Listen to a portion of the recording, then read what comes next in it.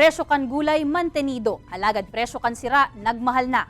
Kun gurano asin an rason kaiyan aramon ta sa pagtutok live ni Chris Novelo. Chris?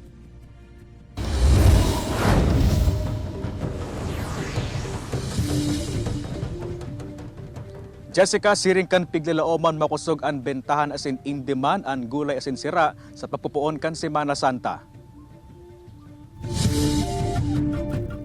Meatless ngu na this Holy Week si Chris Tesorero, kaya ang ulam ninda for today, pakbet. Medyo. Oo, ta Holy Week kaya bawal baga. Ngunya na Semana Santa, nanutaran kan mga partienda sa Naga City People's Mall ang makusog na bentahan nin gulay siring kan mga pinangsangkap ninda Chris. Mantinido man ang presyo asin supply kaini sa ibong kan pagiging in demand. Mantangan bentahan kan sira makusog subot alagad, ang presyo kan piras sa mga ini nagmahal na. Ang galunggong na dating 200 pesos per kilo, nagpapakol ng ngunyan sa 240 pesos per kilo. Ang turingan man na dating 200 pesos per kilo, nagkakawat ng ngunyan sa 260 pesos per kilo.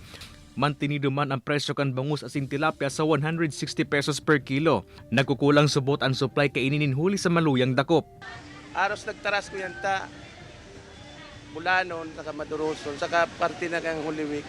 Talagang nagmamahal ang sira. Kaya ang 58 anyos na para sira na si Domingo Aroso kan Pasakaw Camarines Sur, ninhuli sa maluyang dakop, nakikipangki na muna sa hababaw na parte kan kadagatan. May mga beses man subot na nag-sideline ng una siya sa construction, nganing may maipuli man ginari sa iyang pamilya. Mga pirang kilo lang, mga 5. Kasi na 2 lang.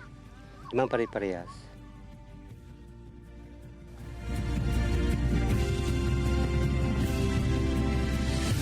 Jessica, as expected, malaymay ang bentahan kan karne sa Naga City People's Mall. Sa monitoring kan Market Enterprise and Promotions Office, mantinidong nasa 240 pesos per kilo ang presyuhan kan mga ini. Jessica? Jos Mabalos, Chris.